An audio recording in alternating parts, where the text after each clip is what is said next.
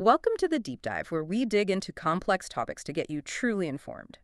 Today, we're looking at IVF using donated embryos.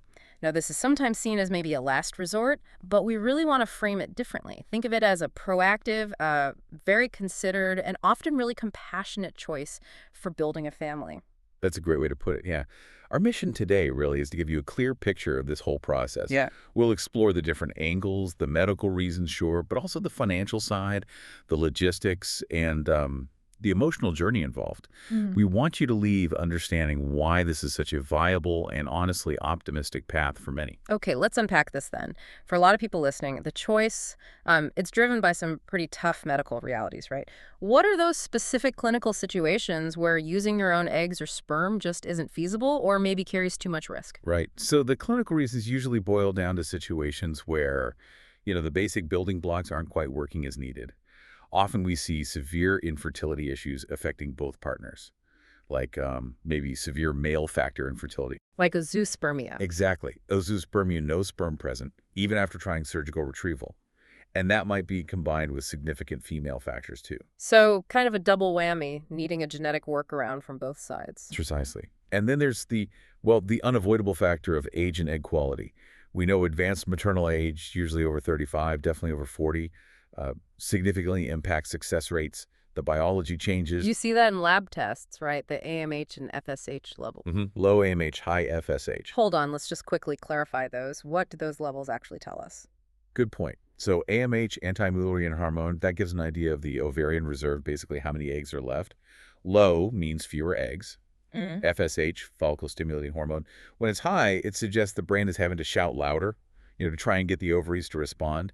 But they aren't responding well. Together, those numbers often signal, yeah, the clock's ticking, and the quality of the remaining eggs might be lower, leading to more chromosomal issues. Okay, and speaking of genetic risks, that's another major factor. Absolutely critical is one or both partners carry a high risk for serious genetic diseases. Like mitochondrial disorders or X-linked conditions. Exactly, those kinds of serious conditions. Using pre-screened donated embryos can essentially eliminate that specific risk.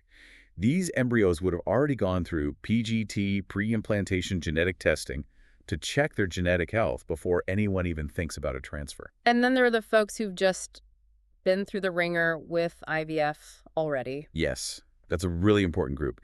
Repeated IVF failures, maybe 3, 4, 5 cycles with their own eggs and sperm that just didn't work. It's incredibly tough, physically and emotionally. Or, cancer survivors whose treatment unfortunately impacted their fertility. For them, donor embryos offer a path forward without repeating that intense stimulation and retrieval process. That makes sense. And that kind of shifts us nicely into the practical side, where it gets really interesting for a lot of people, the non-medical advantages. How does this option stack up in terms of saving time, stress, and, let's be honest, money? Oh, the practical benefits are huge, really significant. Let's start with the cost. Because the embryos are, already created and frozen, you skip that whole expensive front end of a standard IVF cycle. Right. No ovarian stimulation drugs, no egg retrieval surgery, none of that initial lab work. Exactly. All Yeah. those big ticket items are off the table. So you're looking at considerable savings, often quoted around, say, 30 to 50% cheaper than a full fresh IVF cycle. You're paying for the recipient part, the screening, uterine prep, the transfer, follow-up. But, okay, playing devil's advocate here. If you skip those steps, are you sacrificing some control, like over the quality? Is that the trade-off for the lower cost? That's a fair question people ask. But the way donor programs are set up really helps address that. These embryos come from donors who've been screened really thoroughly, medically, genetically. Plus, typically, only high-quality embryos, the ones that developed well and have good morphology, are actually chosen for donation programs. So while you don't have the genetic link, you're often starting with embryos that are already known to be high quality, sometimes even genetically tested as normal. That can actually boost the success odds for that single transfer. And the timeline difference, that sounds significant too. Massively shorter. A standard fresh IVF cycle. Start to finish, you could be looking at 2, maybe 3 months easily. With donated embryos that are already frozen and ready, the whole process from getting started to the actual frozen embryo transfer, the FET, can often be done in about 4 to 6 weeks. Wow, that's quick. That reduction in waiting must be a huge relief mentally. It really is. Less time in limbo, less uncertainty. And think about the physical side, too. Right, no stimulating the ovaries, no injections for weeks. None of that, which means no risk of things like OHSS, ovarian hyperstimulation syndrome, which can be quite serious. Yeah, I've heard that can be rough. It can be. Mm. So by skipping that, the whole process is just gentler on the body, less invasive, less hormonal upheaval. The physical focus shifts entirely to getting the recipient's uterus perfectly ready. Okay, let's talk about that prep, the recipient journey.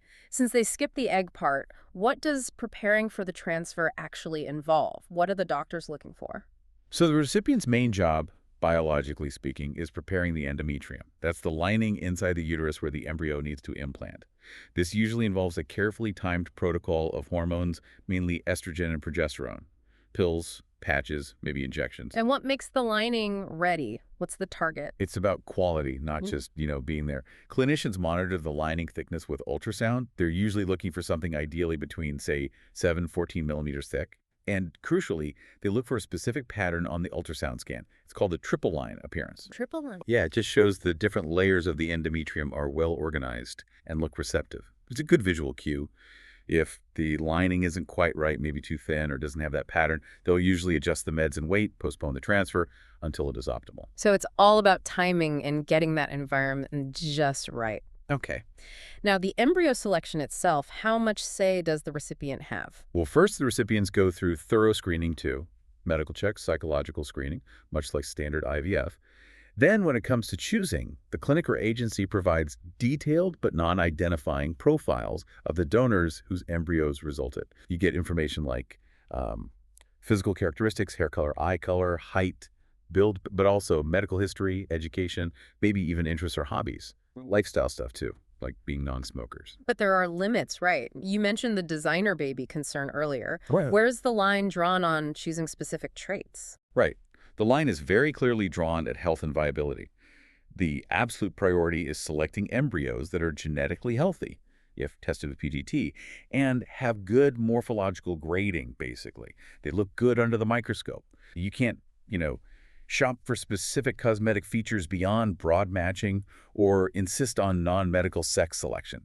Ethical guidelines are pretty strict about preventing the commodification of traits.